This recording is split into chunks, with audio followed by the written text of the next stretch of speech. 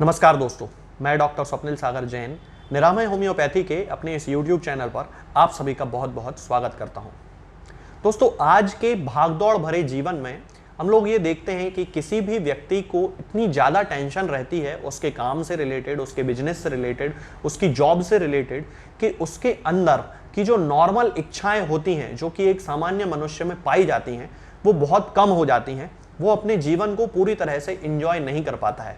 इसके साथ ही ये देखा जाता है कि इन्हीं सारी कंडीशंस के कारण उसकी जो एक सामान्य काम भावना होती है, यानी कि उसकी जो एक नॉर्मल सेक्सुअल डिजायर होती है, वो बहुत कम हो जाती है।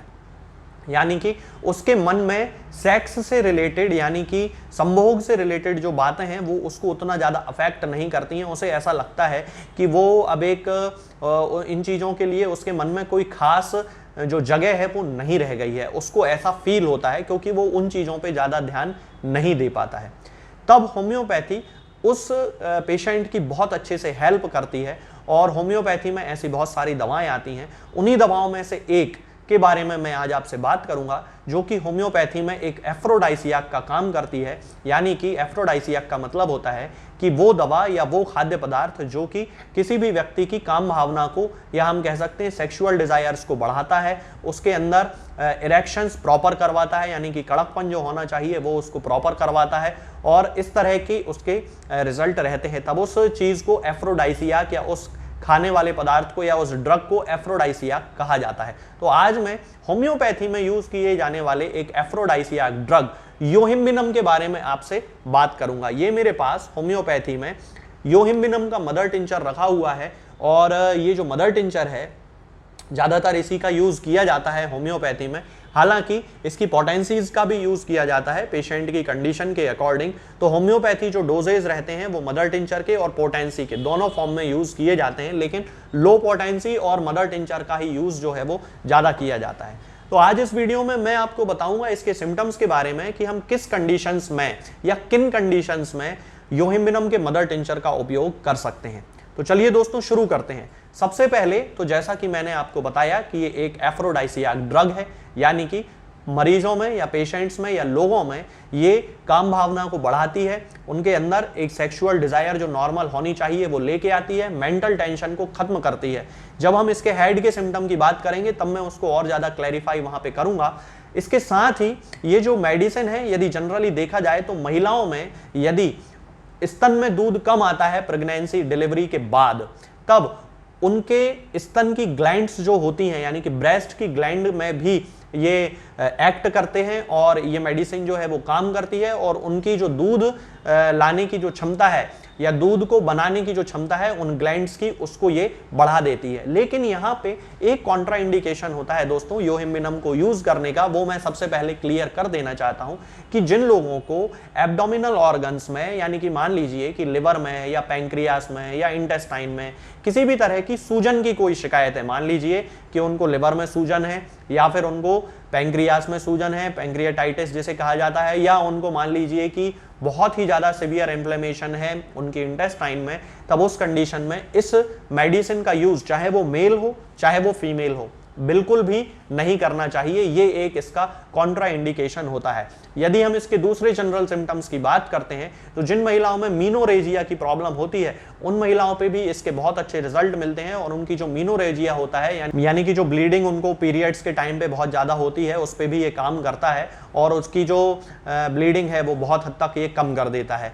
तो अब यदि हम इसके हेड के सिम्टम की बात करते हैं तो यहाँ पे हम देखते हैं कि व्यक्ति के अंदर एजिटेशन बहुत ज़्यादा होता है। एजिटेशन का मतलब होता है कि ये जो पेशेंट होता है योहिम्बिनम का पेशेंट, उसके अंदर बहुत ज़्यादा अशांति होती है, मानसिक रूप से बहुत ही ज़्यादा वो उत्तेजित रहता है। इस तरह के जो पेशेंट होते हैं, यदि हम उनके नींद के सिम्टम देखें तो इन लोगों को नींद भी बहुत कम आती है। और क्यों नींद कम आती है? कि उनके दिमाग में कंटिन्यूअसली कुछ ना कुछ विचार चलते ही रहते हैं।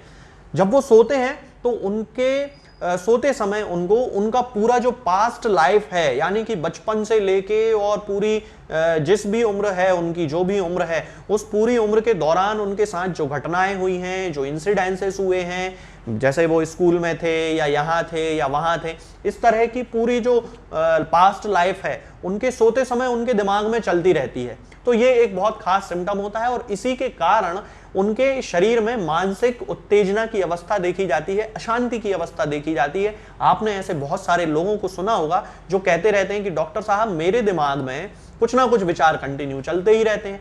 और यदि यहाँ पे ये सिम्टम उनकी स्लीपलेसनेस की प्रॉब्लम के साथ मैच करता है और उनकी सेक्सुअल जो लिबिडो है वो भी बहुत ज़्यादा कम है, यानी कि जो संभोग की जो इच्छाएं हैं वो कम है, तब उनको योहिम्बिनम का यूज करके जरूर देखना चाहिए।